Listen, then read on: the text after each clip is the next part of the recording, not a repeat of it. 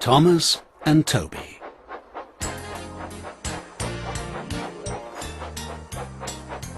One sunny morning, Thomas the tank engine was happily chugging along his branch line. Being a really useful engine, Thomas had many responsibilities, and it was important that he stayed right on time. Pulling Annie and Clarabelle, Thomas started toward the quarry for his first delivery of the day. Thomas was especially careful on one part of his branch line because it ran beside a long stretch of road. Peep, peep! He'd whistle hello to anyone who might be near, so they'd have plenty of time to get out of the way. This late summer morning, as Thomas chugged around a bend, he noticed a policeman standing by the next crossing.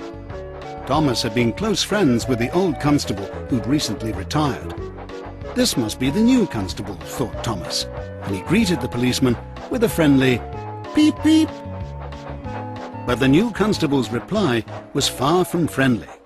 Thomas had startled him, and he stopped Thomas in his tracks. "My very first day, and already there's trouble. Just who are you, and where do you think you are going?" asked the red-faced policeman.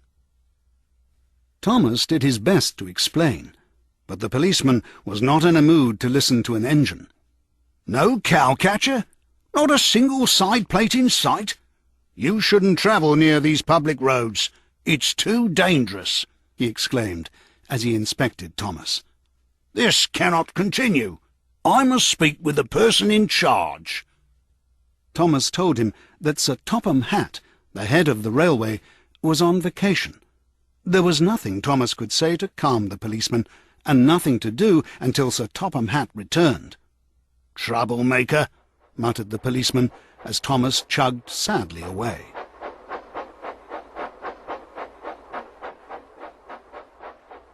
Sir Topham Hatt was having a much better time than Thomas. He was vacationing with his family on the other side of Sodor. His grandchildren had discovered an old-fashioned steam tram that still gave rides to passengers. The short and sturdy tram's name was Toby. He had cowcatchers, side plates, and a cheery bell that he rang to greet all he met. He travelled with Henrietta, a tram coach whom he considered a good, if sometimes fussy, friend. Long ago, they were very busy transporting goods and people to the main line. Now, almost everyone travelled by cars and buses. Toby and Henrietta spent their days giving tram rides to people on vacation. Being the kind of family who enjoyed railways, the Hatts returned to Toby every day of their vacation for a ride. It didn't take long for Toby to recognise that Sir Topham Hatt was a special passenger. He asked all the right questions and knew just about everything there was to know about trains and trams. "What is your name?" asked Sir Topham Hatt, as the Hatts took the last tram ride of their vacation. "Toby, sir." "Thank you, Toby, for a very memorable vacation." "Thank you, sir," said Toby politely. Toby thought to himself, "This gentleman is a gentleman who knows how to speak to engines."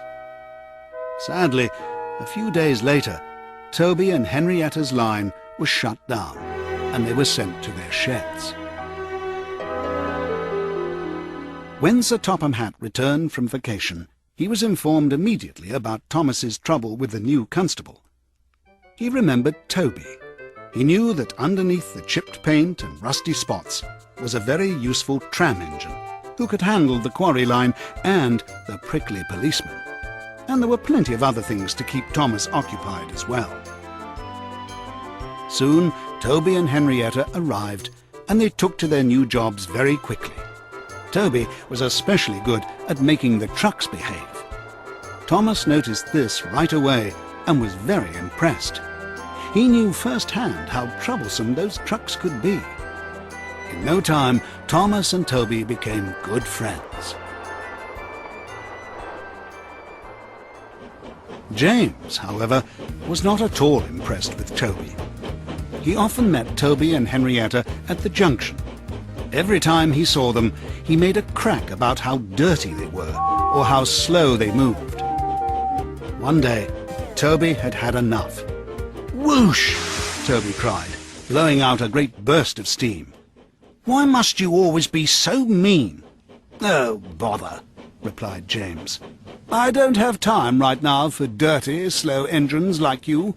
Really splendid fast engines like myself have lots to do."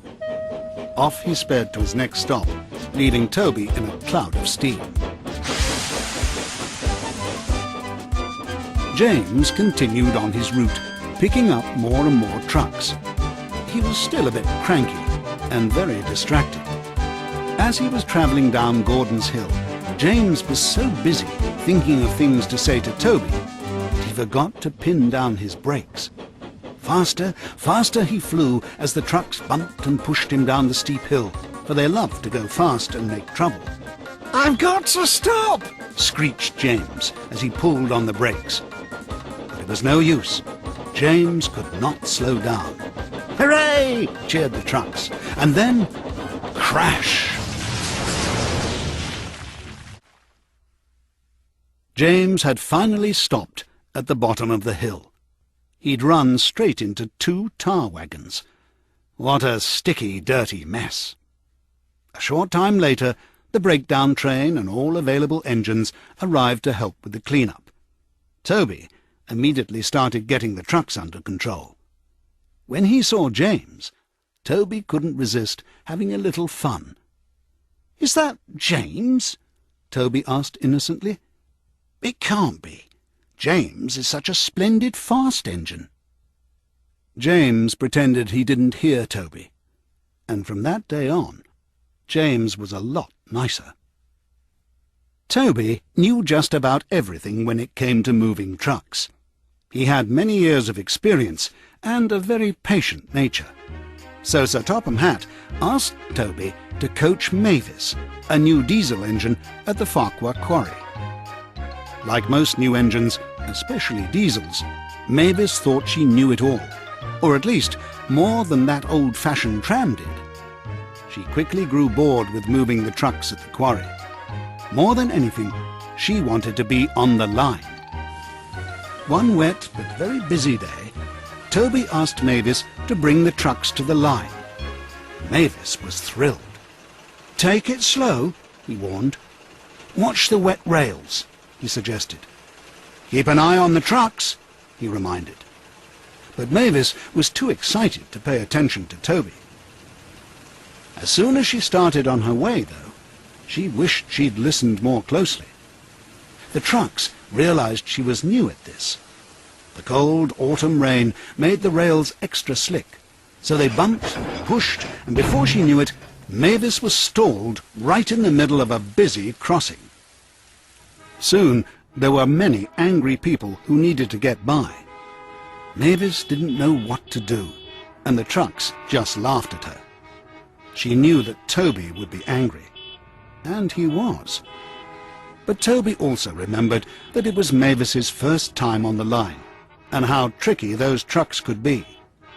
He helped Mavis out of the crossing, and promised to spend more time teaching her at the quarry.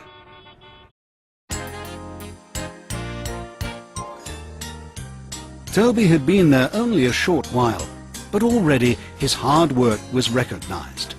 Sir Topham Hatt gave both him and Henrietta a long overdue fresh coat of paint and some shiny new parts. And best of all, Toby got a new number of his own. Now he too truly was a really useful engine.